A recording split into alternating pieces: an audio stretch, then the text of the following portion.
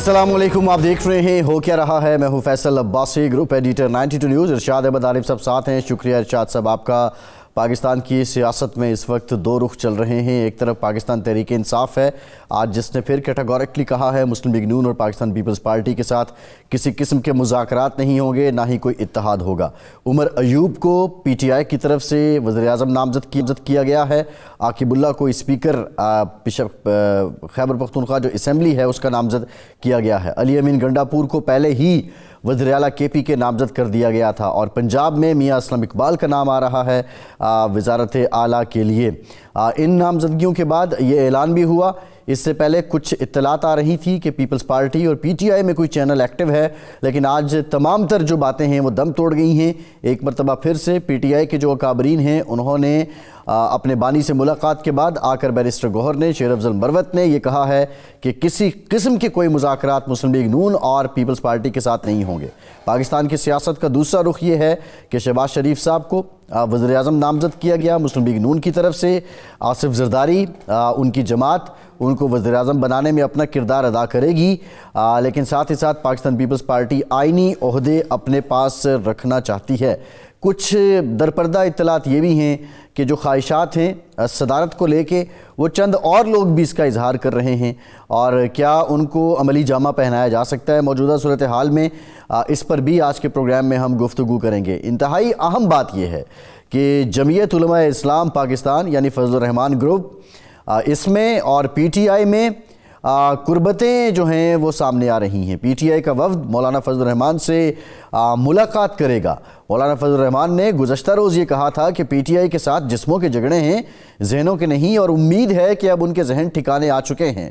مولانا فضل الرحمان P D M اتحاد، مسلم league نون، Peoples party, ان سے اب سائیڈ لائن لیتے ہوئے نظر آ رہے ہیں، اور وہ اپنا وزن ڈالنا چاہ رہے ہیں پاکستان تحریک انصاف کی طرف، اور پاکستان تحریک انصاف کا جو بیانیہ ہے اس کی بھی وہ تائید کرتے نظر آتے ہیں۔ کیا یہ بیل منڈے چڑھے گی؟ یہ بہت امپورٹنٹ سوال ہے۔ انہی تمام معاملات پہ بات کریں گے۔ پاکستان پیپلز پارٹی کے سینئر رہنما سینیٹر مولا بخش چانڈیو صاحب نے بھی ہمیں جوائن کیا ہے۔ چانڈیو صاحب، thank you very much for your time. آپ سے گفتگو کریں گے۔ ارشاد صاحب، ایک اور پیش رفت ہوئی ہے، شجاعت صاحب گئے ہیں اڈیالہ جیل۔ ذرائع بتاتے ہیں ان کی ملاقات پرویز الہی صاحب سے ہوئی ہے وہاں کے جیل کے کانفرنس روم میں۔ ابھی تک اس سے متعلق کچھ آیا تو نہیں ہے کہ کیا بات چیت ہوئی ہے۔ بہرحال یہ جو قربتیں ہیں جے یو ایف اے اور پی ٹی آئی میں، آپ سمجھتے ہیں یہ دیر پا ہوں گی، یہ بیل منڈے چڑھے گی، یا دونوں جماعتیں اس کو بارگیننگ چپ کے طور پہ استعمال کر رہی ہیں؟ اچھا، پہلے تو میں یہ جو ملاقات ہوئی ہے شجاعت صاحب کی، اس حوالے سے میں بتا دوں، کل میری خاندان کے قریبی پرویز الہی صاحب کی قریبی شخصیت سے بات ہوئی تھی۔ شجاعت صاحب، یہ جو بدمزگی ہوئی ہے اور بڑھ گئی ہے، بظاہر یوں لگتا ہے کہ شجاعت صاحب اس سے بڑے ڈسٹربڈ ہیں، اور انہوں نے ایک تو کیس ہے جائیداد کا شروع ہو گیا ہے، وہ اس حوالے سے بھی شجاعت صاحب کہتے ہیں کہ میرے علم میں نہیں ہے، میں تو چاہتا ہوں کہ یہ نہ ہو، اور دوسرا اس حوالے سے بھی جو سیاسی بدمزگی ہے، الزام تراشی ہے، اور جواب الجواب ہے، اس سے بھی وہ سمجھتے ہیں کہ ہمارے خاندان کی، کیونکہ وہ مطلب ظہور الہی صاحب کے دور میں یہ لگتا تھا کہ وہ منظور الہی صاحب اور وہ جو ہیں ان کا جو تعلق تھا وہ ایسا تھا کہ اس میں کسی قسم کی دراڑ نہیں ڈالی جا سکتی تھی۔ پھر شجاعت صاحب اور پرویز الہی صاحب کا ایک وہی تعلق تھا، ان کا بھائیوں والا تعلق تھا، یہ کزن ہونے کے باوجود بھائیوں سے زیادہ قریب تھے، اور حقیقت کے برعکس شجاعت صاحب کو بڑا سمجھا جاتا تھا، حالانکہ عمر میں پرویز الہی صاحب سے 3-4 مہینے چھوٹے ہیں۔ تو وہ ہیں، تو میرا خیال ہے، جو میرا اندازہ ہے وہ یہ ہے کہ سیاسی اور خاندانی مسائل بھی ڈسکس ہوں گے، لیکن دوسری سائڈ جو لگتی ہے وہ یہ ہے کہ جو اثر و رسوخ ہے پرویز الہی صاحب کا، وہ تو بہرحال ہے، اس میں کوئی شک نہیں ہے، اور اس میں اضافہ ہو گیا ہے جب انہوں نے راستے جدا کیے ہیں، تو شاید کوئی کہیں طرف سے نام و پیام بھی ہو رہا ہو چودھری پرویز الہی صاحب کے ساتھ، تو وہ کوئی پیغام، یعنی شجاعت صاحب کا رول قاصد کا بھی ہو سکتا ہے، قاصد کا بھی ہو سکتا ہے، گھر کے بڑی کا بھی ہو سکتا ہے، دونوں صورتیں ہو سکتی ہیں۔ تو اس کے بعد لیکن سیاست کی یہی کیا کہنا چاہیے، سیاست کا حسن ہے یا سیاست کی مجبوری ہے، یا سیاست کی یہ دو رنگی ہے، کہ یہاں پھر پتہ نہیں چلتا کہ کل کے دوست آج کے دشمن ہیں اور آج کے دشمن کل کے دوست بنے ہوئے ہیں. تو یہ حالات کا جبر ہے اور سیاست کی دو رنگی ہے کہ آج ڈیلیگیشن جائے گا اور اس میں گوہر علی خان صاحب ہوں گے, اسد قیصر صاحب ہوں گے, باقی لوگ ہوں گے, اور مولانا سے جا کے راز و نیاز بھی کریں گے, کچھ شکوے شکایتیں دونوں طرف سے ہوں گی, کچھ پیشکشیں ہوں گی, اور پھر دیکھتے ہیں کہ نتیجہ. مولانا بہرحال ایک کائیں پہلے جو مولانا کے پاس صاحب گئے تھے انہوں نے بھی بہت منت سماجت کی, مولانا نہیں بلکہ کچھ عرصہ پہلے, آج سے 4-6 مہینے پہلے بھی کوئی بات ہوئی تھی تو مولانا نے کہا کہ اب آپ ادھر ہی رہیں.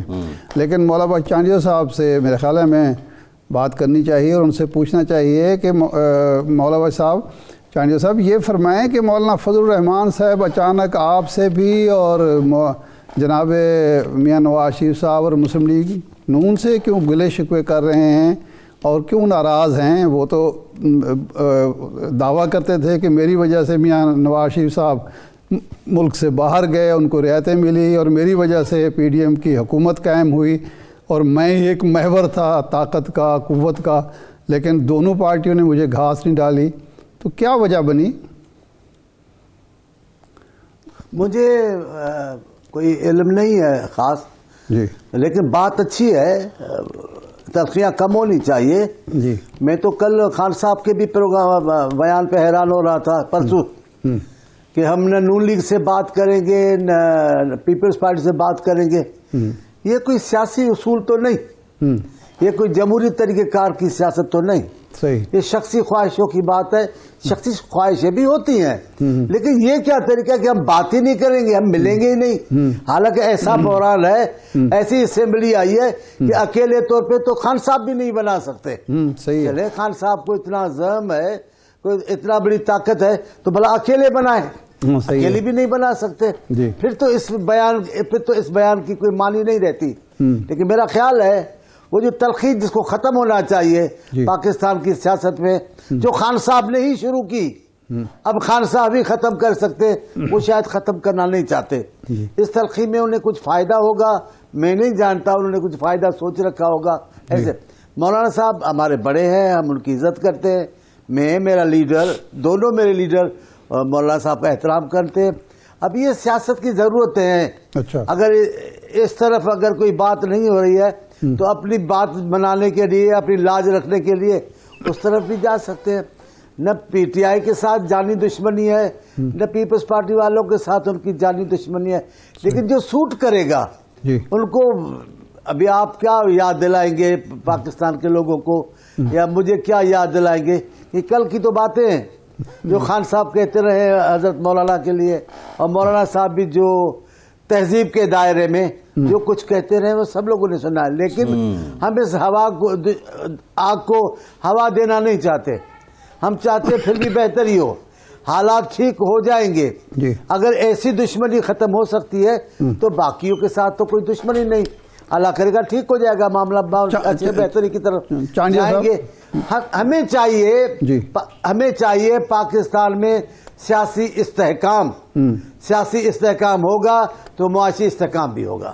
چانڈیو صاحب, یہ جو سندھ میں دھرنے اور جلوس نکل رہے ہیں راشد سومرو صاحب اور جے یو آئی کی طرف سے, وہ آپ پر انگلیاں اٹھا رہے ہیں, تو آپ سے کیوں شکایت ہے الیکشن کے حوالے سے کہ آپ کی سیٹیں, ان کی سیٹیں جو آپ نے لے لی؟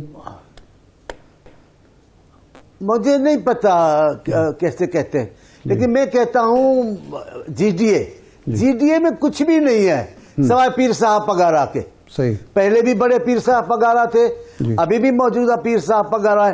انہی کی ایک حیثیت ہے جن کا ذکر بھی ہوتا ہے, لوگوں کی آنکھ بھی اس طرف جاتی ہے کہ جی ڈی اے میں کوئی قوت ہے.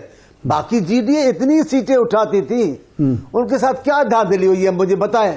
کیا لیاقت جو پہلے جیتتے تھے جو ابھی ان سے جیتی گئی ہے؟ ایسا ہے نہیں.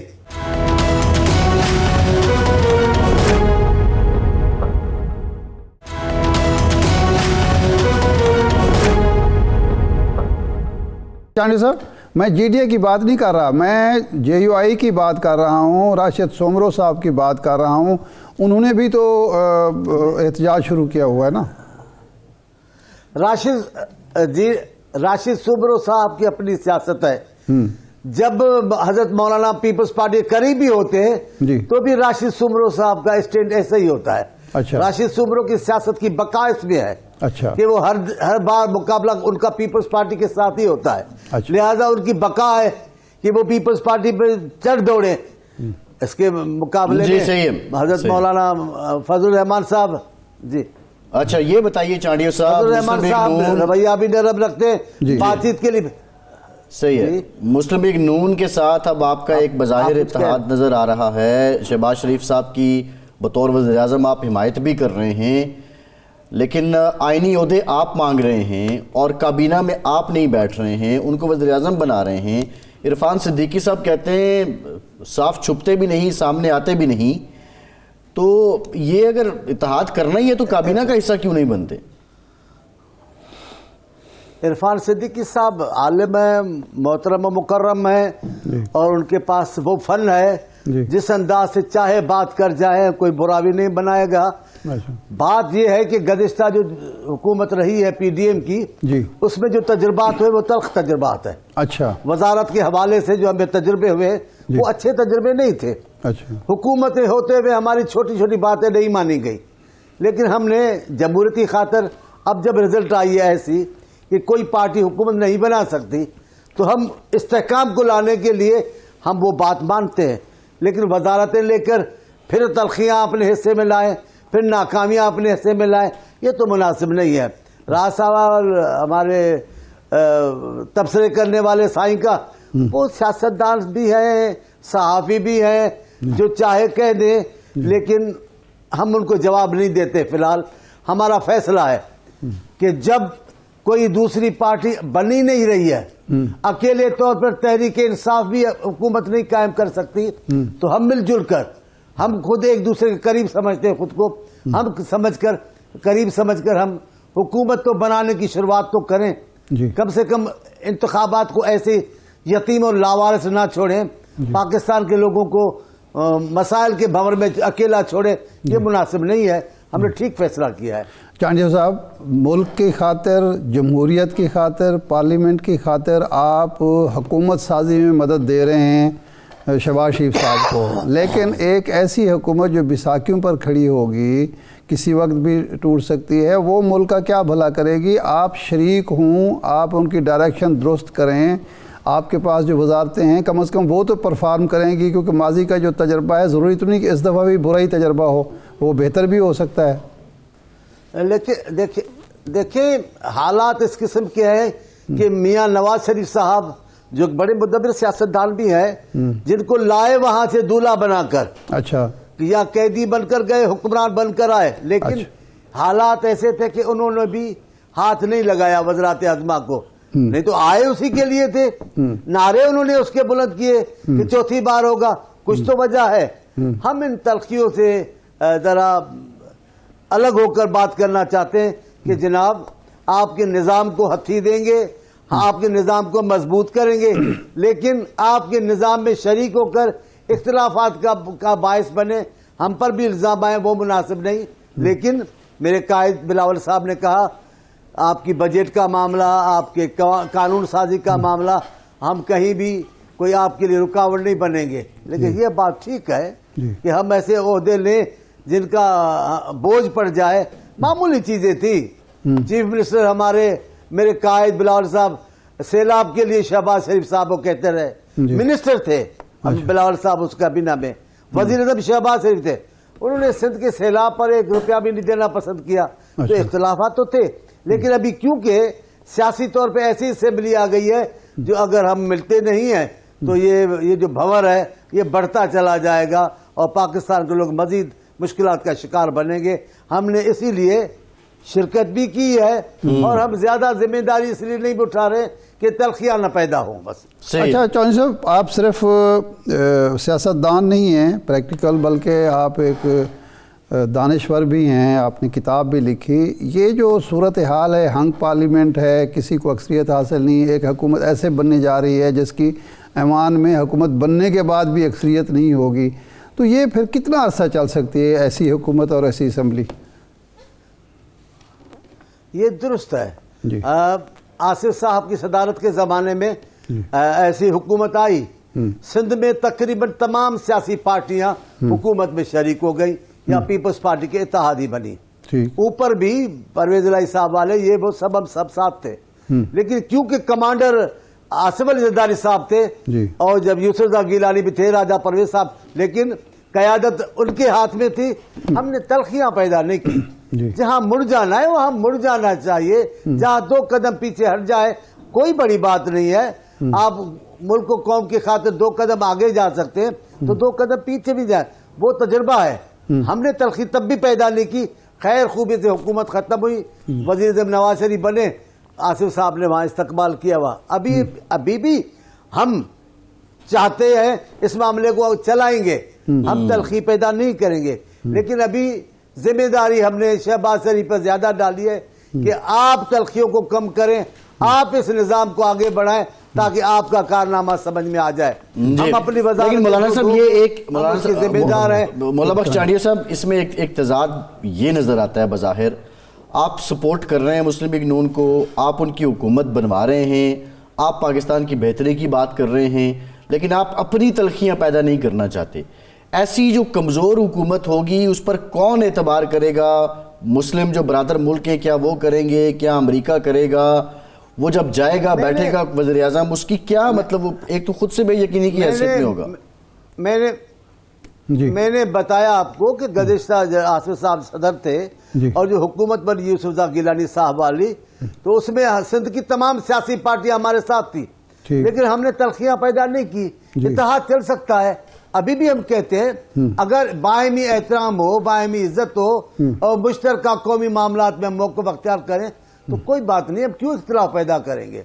हमें अपनी भी इज्जत का सवाल है, पाकिस्तान की इज्जत का सवाल है, पाकिस्तान में जमहूरियत का मुस्तक़बिल का सवाल है, हम क्यों तलखियां पैदा करेंगे। मेरे ख्याल में वज़ीर जब शहबाज शरीफ साहब बनेंगे तो उन पर ज्यादा जिम्मेदारी आयद हो जाएगी कि हम सब दूसरों को एक दूसरे के साथ ले चले। जी अच्छा चानी साहब, बिलावल साहब लाहौर आए, उन्होंने लाहौर से इंतखाब लड़ा। ये वो सीट थी जहाँ एक दौर में भुट्टो साहब इलेक्शन जीते थे और उसके बाद थोड़ा सा रद्दोबदल हुआ। फिर एक ज़िमनी इलेक्शन हुआ जिसमें असलम गिल साहब इलेक्शन लड़े तो 33,000 वोट लिए, लेकिन बिलावल साहब इतना कद काट, पार्टी के सरबराह, बड़े शोला सिफत मुकर्रर, लेकिन 15,000 वोट मिले। क्या वजह पंजाब या लाहौर आपको कबूल क्यों नहीं कर रहा? इसकी वजह क्या समझते हैं? आपने कोई एनालाइज किया है पार्टी ने? इंतखाबात से मैं तो बहरहाल मैं थोड़ा बहुत अपने अकल के मुताबिक तो समझने की कोशिश करता हूँ जी। अभी इन दिनों पाकिस्तान लाहौर से एक दानिश्वर है हमारे, मैं अभी नाम उनका बोल रहा हूँ, और राइटर भी हैं। उन्होंने कहा कि मैं पंजाब की आवाम को अपील करता हूँ कि पीपल्स पार्टी के चेयरमैन को वोट दें, इसलिए कि बाहमी फिजा बनेगी। बात तो ठीक है, लेकिन ज़ियाउल हक ने अपने हिकमत अमली से, अपनी ताकत से जिस पार्टी को इलाकाई सोच की पार्टी बनाई, जो कभी भी पाकिस्तानी सोच की पार्टी बन न सकी, उस पार्टी को फिर मौका मिला कि एक पाकिस्तानी सोच अपनाते। और कुछ लोगों को अगर हम कहते अपने उम्मीदवार नहीं खड़ा करते, बिलावल साहब जीत जाते तो एक अच्छी राय कायम होती, कोई बात नहीं है। एक बात तो तय हो गई, हम पाकिस्तान में हैं। जो कहते थे कि नहीं है पाकिस्तान के इलाके दूसरे इलाकों में नहीं है, उनको तो सबक मिल गया है कि हम पूरे पाकिस्तान, जीतना हारना और बात है, मौजूदगी का एहसास दिलाना ये तो तय हो गया कि पाकिस्तान पीपल्स पार्टी की मौजूदगी पूरे पाकिस्तान में है। मौलाना बख्श चाड़िया साहब ब्रीफ कमेंट कर दें, अयूब खान साहब के पोते उमर अयूब साहब को बानी पीटीआई ने बतौर वज़ीर आज़म नामजद किया है, आप क्या कहते हैं? कोई बात नहीं, वो भी सियासत में आए हैं, तबीयत उनकी ज़रा दादा की तरह है। अब मैंने जो उनको देखा है 2 मुलाकातों में, उनका अंदाज वही है आबराना और ये, लेकिन अगर खुदा करे और जिस जमायत के नुमाइंदे बन के आ रहे हैं वो खुद फील्ड मार्शल की तरह उनका रवैया होता है। अब अगर सियासी रवैये से उमर अयूब साहब आ गए और मुल्क को आगे ले चले तो अच्छी बात है, हम तो उनके लिए फिर दुआ। जी ठीक है मौलाना बख्श चाड़िया साहब बहुत शुक्रिया। आप ब्रेक लेंगे, ब्रेक के बाद JUFA के सीनियर रहनुमा सेनेटर कामरान मुर्तज़ा साहब हमें ज्वाइन करेंगे, हमारे साथ रहिए।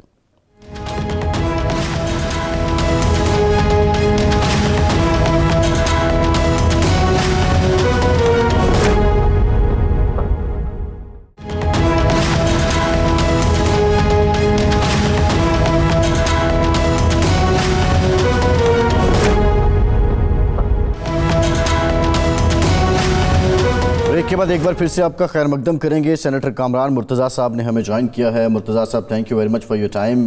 یہ بتائیے گا کہ پی ٹی آئی کا وفد مولانا سے ملاقات کے لیے آ رہا ہے اور آج یہ باہم قربتیں، اور مولانا بھی کہتے ہیں کہ جھگڑا جسموں سے نہیں ذہنوں سے تھا، تو یہ ذہن اب تسلیم کرنے لگ گیا ہے پی ٹی آئی کے ذہنوں کو جے یو آئی کا؟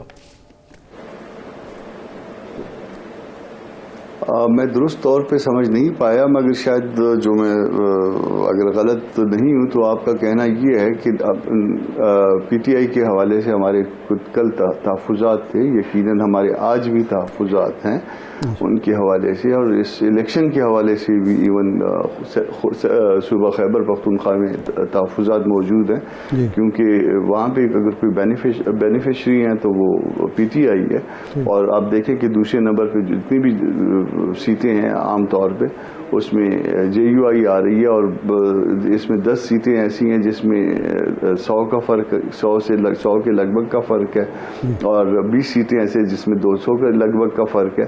تو ظاہر ہے ہمارے تحفظات آج بھی ان کے اگینسٹ ہیں، اور نظریاتی طور پہ بھی ہمارے تحفظات موجود ہیں. مگر یہاں پہ اگر کوئی بات بنے گی، مجھے نہیں پتا کہ بنے گی یا نہیں بنے گی، مگر اگر کوئی بات بنے گی تو صرف الیکشن میں دھاندلی کے حوالے سے بنے گی، یا اس الیکشن میں جو کچھ ہوتا ہے اور جو نظام موجود ہے، جو الیکشن کو جس طرح سے جو ہے ریگ کیا جاتا ہے، جس طرح سے اس کو اپنی مرضی کے نتائج دیے جاتے ہیں، اس کے اوپر اگر کوئی بات کرنا چاہے تو ہمیں انکار نہیں ہے. اور دوست آ رہے ہیں، دوسری دفعہ آ رہے ہیں، تو گول میرا ذاتی دوست بھی ہے، بھائیوں جیسا ہے، اور اگر آ رہا ہے تو یقیناً جو ہے نا سر آنکھوں پہ. یہ فرمائیں کامران صاحب، یہ جو ریگنگ کا ایشو ہے یہ پارٹی ٹو پارٹی ہے کہ مثال کے طور پر جی ڈی اے کہتا ہے پیپلز پارٹی نے کی، آپ کا بھی یہی خیال ہے کہ یہ جو دھاندلی کے پی کے میں ہوئی یہ پی ٹی آئی نے کی، یا یہ الیکشن کمیشن کی ناکامی ہے، یا آروز نے منظم دھاندلی کی ہے؟ یہ مقدمہ بتائیں کہ مقدمہ کیا ہے، کہ مختلف سیاسی جماعتوں نے جہاں اس کا زور چلا دھاندلی کر کے نتائج بدل دیے، یا یہ فالٹ جو تھا وہ جو الیکشن کرانے والے لوگ تھے ان کا فالٹ تھا، یا ان کی کوئی منصوبہ تھا؟ دیکھیے اس میں یہ اس کی ملٹیپل ریزنز ہیں، ملٹیپل جو ہے نا یہاں پہ سوالات ہیں جس کو آنسر کرنا ہوگا.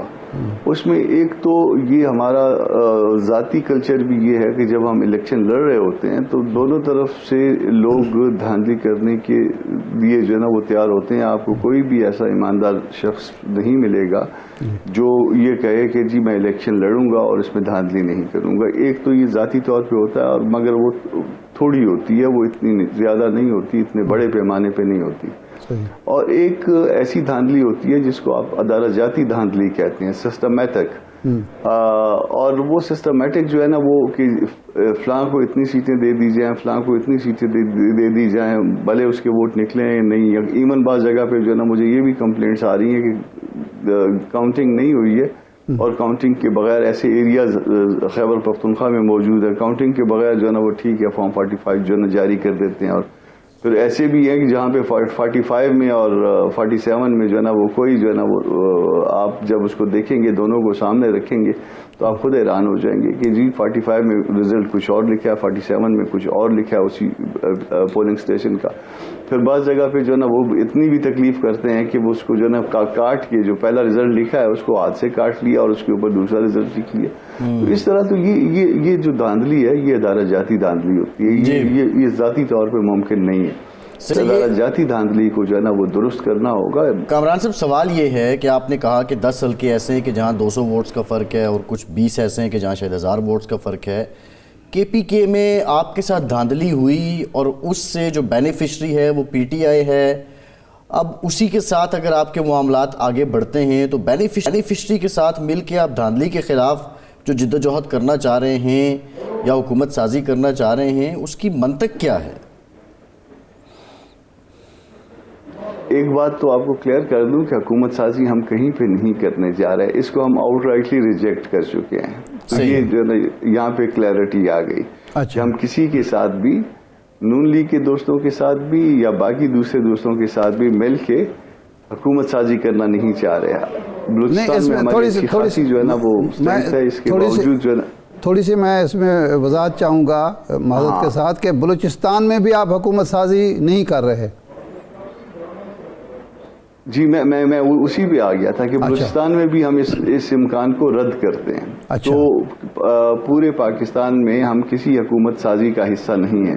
ٹھیک. اب آپ نے کہا کہ جو ہے نا وہ ایک جگہ پہ ان کے ساتھ آپ کا تضاد بھی موجود ہے, وہ بینیفیشری ہیں اور آپ جو ہے نا وہ اس کے نقصان آپ کو جو ہوا ہے وہ تشریف لا رہے ہیں, پی ٹی آئی کے دوست تشریف لا رہے ہیں اور آگے اب دیکھتے ہیں کہ وہ کہنا کیا چاہ رہے ہیں اور کیا تجاویز لے کے آ رہے ہیں. تو جب تجاویز آئیں گی تو پھر اس کا جواب مرتب کیا جائے گا, اس کا جواب دیا جائے گا, اور پھر یہ تھیسس, اینٹی تھیسس, سینتھیسس, تو یہ اس کے بعد جو ہے نا اس سے کوئی جو ہے نا وہ امکانات پیدا ہو سکتے ہیں کہ نہیں ہو سکتے ہیں, یہ سارا کچھ دیکھنا پڑے گا. مگر ابھی پری میچور ہوگا کہ ہم جو ہے نا وہ کسی کے ساتھ چل رہے ہیں یا کسی کے ساتھ نہیں چل رہے ہیں. مولانا کے پاس کوئی آ رہا ہے, مولانا صاحب روایتی آدمی ہیں, جماعت کی طرف سے ان کے پاس یہ اختیار موجود ہے کہ وہ کوئی بھی ڈیلیگیشن کسی اور پارٹی کا آئے گا تو وہ اسے ملیں گے, وہ ان سے مل رہے ہیں, وہ آنے والا اپنی تجاویز بتائے گا, آنے والا اپنے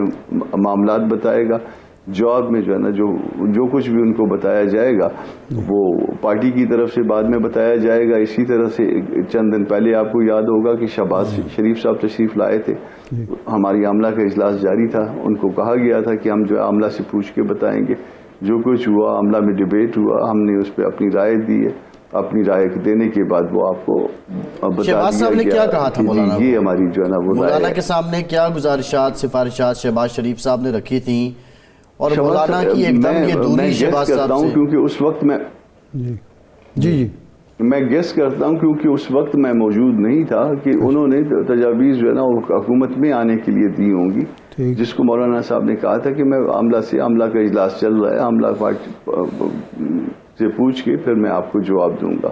تو عملہ سے پوچھا گیا, یہ سامنے رکھا گیا کہ آپ حکومت میں چلنا چاہتے ہیں یا نہیں چلنا چاہتے, مگر حکومت میں چلنے کے لیے کوئی ایک دوست بھی جو ہے عملہ میں سے تیار نہیں تھا. یہ میں آپ کو ریکارڈ پہ آپ کے لانا چاہ رہا ہوں کہ ہوتا ہے نا کہ یہاں پہ جو ہے تقسیم شدہ جو ہے وہ اوپینین ہوتا ہے, یہاں پہ اوپینین بھی تقسیم شدہ نہیں تھا.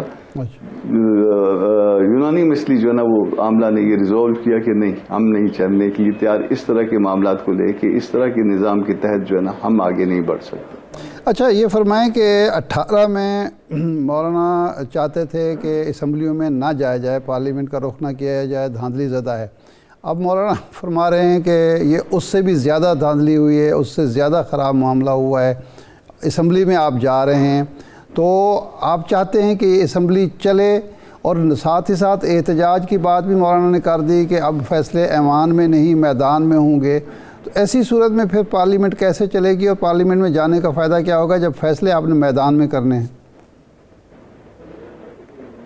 دیکھیے یقیناً فیصلے میدان میں ہوں گے, کیونکہ میدان ایوان تک جو ہے نا وہ ہمیں چھوڑا نہیں جا رہا, مگر ایک فورم جو ہے وہ ہم نہیں چھوڑنا چاہ رہے. دیکھیے ہم شاید اتنے افیکٹو نہیں ہیں, میں سینٹ میں ہوں, سینٹ میں آپ کہہ سکتے ہیں کہ آپ اتنے افیکٹو نہیں ہیں, آپ نے کیا کمال کیا, تو میرے پاس اپنے کمالات بتانے کے لیے شاید کوئی ایسی بات خاص زیادہ نہ ہو, مگر وہ فورم ہم نہیں چھوڑ رہے. فورم میں موجود رہتے ہوئے جو کردار ہم ادا کر سکتے ہیں وہ کریں گے. اس وقت بھی وہ فورم جو ہے جس کو لیڈ کریں گے مولانا, اس میں ہم اس کو چھوڑنے کے لیے تیار نہیں ہیں. اگر ہم اس کو چھوڑ کے باہر آ گئے تو اس کا نقصان ہمارے خیال میں وہ زیادہ ہوگا اس بات سے. تو وہ فورم میں بھی موجود رہیں گے سرٹن ریزرویشنز کے ساتھ, مگر جو ہے نا وہ معاملات کو ہم وہاں پہ حل کرنے کی بجائے شاید باہر حل کرنے پہ ترجیح دیں. اور ہمارا ایک یہ بھی شاید ہماری سوچ ہے کہ ہم جو ہے آئندہ کے لیے ہم نے یہ اس کو کہا ہے کہ اس کو کنسیڈر کریے کہ پارلیمانی سیاست میں رہا جائے یا نہ رہ جائے, کیونکہ پارلیمانی سیاست جو ہے ہمیں کچھ نہیں دے پا رہی اور نہ نظام کو دے پا رہی ہے. تو اس کا جو کیا حل ہے کہ آئندہ جو ہے نا اس کو کنٹینیو کیا جائے یا اس کو کنٹینیو نہ کیا جائے. اچھا یہ فرمائیں کہ اگر ایک خوش فہمی کے بنیاد پر یا خوش گمانی کے بنیاد پر اگر حکومت مولانا کو منصب صدارت پیش کرے, جے یو آئی کو وزارت اعلیٰ بلوچستان آفر کی جائے, تو پھر کوئی بات بن سکتی ہے, آپ کی مایوسی ختم ہو سکتی ہے موجودہ پارلیمانی نظام سے؟ میں اسی خوش فہمی اور اسی غلط فہمی کے ساتھ ساتھ میں آپ کو بتاؤں کہ اگر صدارت اور وزارت عظمیٰ دونوں بھی اگر ہمیں ملیں تو بھی ہم ریجیکٹ کرتے ہیں. اچھا.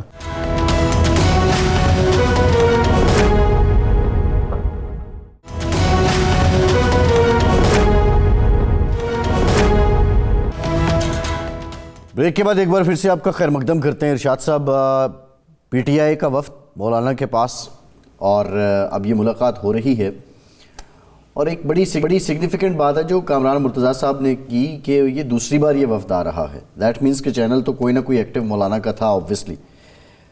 آپ سمجھتے ہیں ابھی ریسنٹ مطلب جو عمران خان صاحب کے نظریات تھے مولانا کے بارے میں اور مولانا کے تھے ان کے بارے میں، یہود کا ایجنٹ، ڈیزل، یہ ایکس وائی زی، یہ سب چلتا رہا، اب وہ اتنی جلدی چیزیں ختم ہو جائیں گی یا لیڈرشپ کہہ دے گی کہ یہ گڈ ہے تو گڈ ہو جائے گا؟ نمبر 1.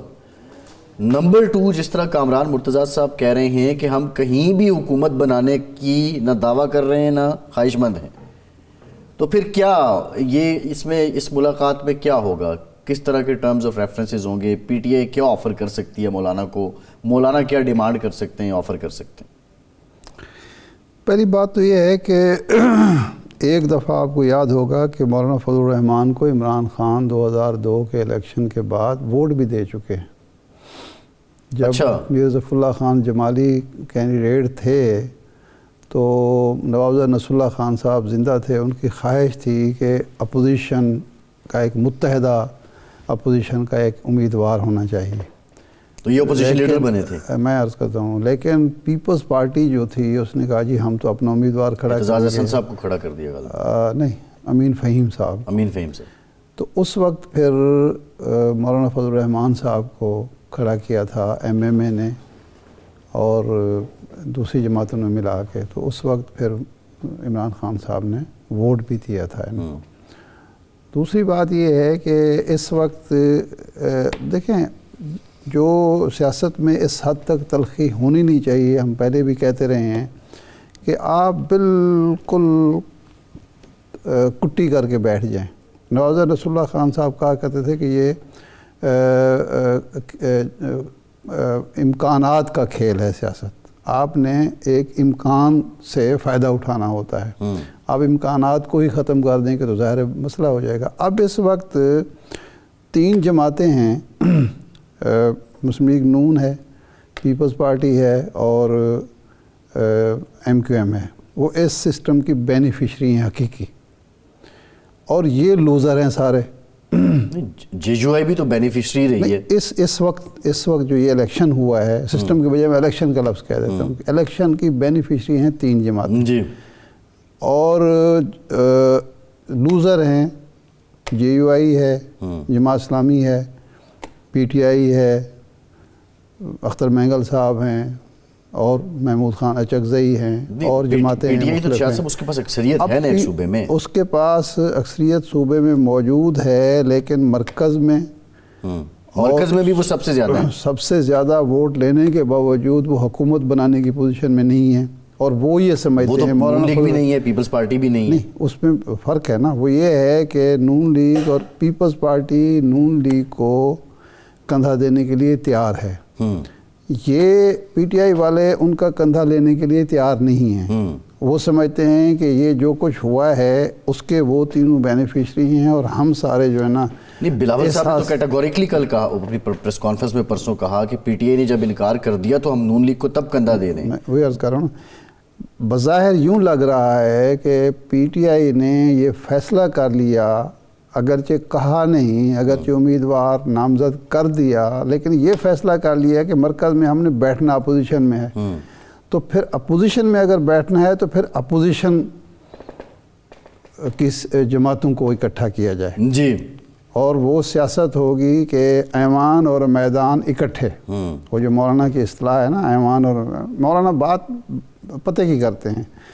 تو اب ایوان اور میدان اگر اکٹھے چلانے ہیں یا میدان اور ایوان میں مقابلہ کرنا ہے ان تینوں کا جن کو بینیفیشری کہا جا رہا ہے، تو پھر اس کے لیے یہ ایک فطری اتحاد بن جاتا ہے. اگرچہ ہے غیر فطری، لیکن جو نوابزادہ صاحب کی تھیوری تھی، نوابزادہ نصر اللہ خان صاحب کی، اس کے مطابق یہ ایک فطری اتحاد بنتا ہے کہ جی آپ کو بھی احساس محرومی ہے، مجھے بھی احساس محرومی ہے، آپ کے ساتھ بھی زیادتی ہوئی ہے، میرے ساتھ بھی زیادتی ہے، اور زیادتی کے جو کرنے والے ہیں وہ تینوں کے اکٹھے ہیں. وہ مسلم لیگ نون کو قرار دے رہے ہیں، پیپلز پارٹی کو قرار دے رہے ہیں، کراچی میں ایم کیو ایم کو قرار دیا جا رہا ہے. تو اس لیے اب جب مخالفین جو ہیں مشترکہ ہیں اور جو زیادتی ہے وہ بھی مشترکہ ہے تو پھر ظاہر ہے یہی کام بنتا ہے. لیکن یہ ضروری نہیں کہ یہ آج کی میٹنگ جو ہے یقیناً اس پر کام کیا گیا ہوگا. یہ ایسے نہیں ہوا ہوگا کہ جی انہوں نے فون کیا، انہوں نے کہا جی آ جائیں. کامران صاحب بات کر گئی، یہ دوسری ملاقات. صاحب امپورٹنٹ بات مجھے بتائیں، مولانا ہارڈ بارگینر ہیں، آپ نے پہلے بھی کہا. بالکل، اس میں کوئی شک نہیں. پی ٹی آئی ہو سکتا ہے کہ میٹنگ کر رہی اور وہ مولانا کو سنجیدہ ہو ساتھ ملانے میں، اور فطری طور پہ دیکھا جائے تو مولانا کا جو کام تھا سیاست کا وہ بانی پی ٹی آئی نے ٹھیک ٹھاک ختم کر دیا تھا. جو ان کا مکتبہ فکر ہے اس کے بڑے لوگ پی ٹی آئی میں ساتھ آ چکے تھے. ہاں، شیرانی صاحب، شجاع الملک صاحب، کئی لوگ جو ہیں. اس کے علاوہ عوام بھی جو کے پی کے میں ڈومیننٹ مکتبہ فکر ہے وہ لوگ آ چکے تھے بانی پی ٹی آئی کے ساتھ. لیکن میرا سوال آپ سے یہ ہے، ذرا مجھے سمجھا دیں، مجھے سمجھ نہیں آ رہی. عمر ایوب صاحب وزیر اعظم نامزد، مولانا فضل الرحمان سے اتحاد کر کے بھی وہ وزیر اعظم نہیں بن سکتے، نمبر 1. شہباز شریف صاحب وزیر اعظم نامزد، پیپلز پارٹی کی مدد کے بغیر وہ وزیر اعظم نہیں بن سکتے. پیپلز پارٹی کہہ رہی ہیں ہم ان کو مدد کریں گے. عرفان صدیقی صاحب نے حقیقی بات کی کہ کرسی میں بٹھا کے کرسی کھینچ لی جائے گی. یہ ساری ابھی تک ایک کھچڑی ہے. اس میں بہت بڑا چنک وہ ہے جو لوگوں نے اپنا فیصلہ کرنا ہے کہ ہم نے کس طرف جانا ہے. لازمی تو نہیں ہے کہ سارے کے سارے پی ٹی آئی کے ساتھ انٹیکٹ بھی رہیں گے. اس ساری کھچڑی میں یہ جو ملاقات ہے یہ کہیں مولانا اس کی بیس پہ بارگین تو نہیں کریں گے کہ پی ٹی آئی بھی مجھے کہہ رہی ہے؟ یہ تو دیکھیں، جو مولانا کے مخالفین ہیں وہ تو یہی کہیں گے کہ وہ اپنا وزن بڑھانے کے لیے، اپنی بارگیننگ پوزیشن مضبوط کرنے کے لیے کر رہے ہیں. لیکن ہم بدگمانی سے کیوں کام لیں؟ سیاستدان ہیں، ملتے ہیں، اور سیاستدانوں کو یہ حق حاصل ہے کہ وہ اب اقتدار کی سیاست کر رہے ہیں. یہ سارے کے سارے پاور پالیٹکس میں ہیں. تو پاور پالیٹکس میں تو پھر بارگیننگ ہوتی ہے، ہارڈ بارگیننگ ہوتی ہے، اور بارگیننگ کا مقصد سیاسی مفاد ہی حاصل کرنا ہوتا ہے نا. اب اصل میں جو سیاسی جماعتیں ہیں جن کو عوام کے موڈ کا صحیح اندازہ ہو گیا ہے وہ دور رہنا چاہتی ہیں حکومت سے. ان کو یہ اندازہ ہو گیا ہے، خواہ وہ زرداری صاحب ہوں، سوائے ایم کیو ایم کے سب کو اندازہ ہو گیا ہے کہ 16 ماہ کا تلخ تجربہ اور عوام کا موڈ، اب جتنا کوئی ڈسٹینس کرے گا مسلم لیگ نون سے یا حکومت سے وہ فائدے میں رہے گا. تو وہ سیاست بدل گئی ہے ارشاد صاحب، اس حد تک بدل گئی ہے کہ اس دفعہ عوام نے یہ پہلے کبھی نہیں ہوا. اس دفعہ عوام آگے آگے تھے اور سیاستدان پیچھے پیچھے تھے. پہلے سیاستدان آگے ہوتے تھے، عوام ان کے پیچھے ہوتے تھے. صحیح. اس دفعہ، اور اس کا ثبوت یہ ہے کہ اس دفعہ آپ کو درجنوں کینڈیڈیٹ ایسے ملیں گے جن کا اپنی جیب سے بہت پیسہ کم خرچ ہوا ہے.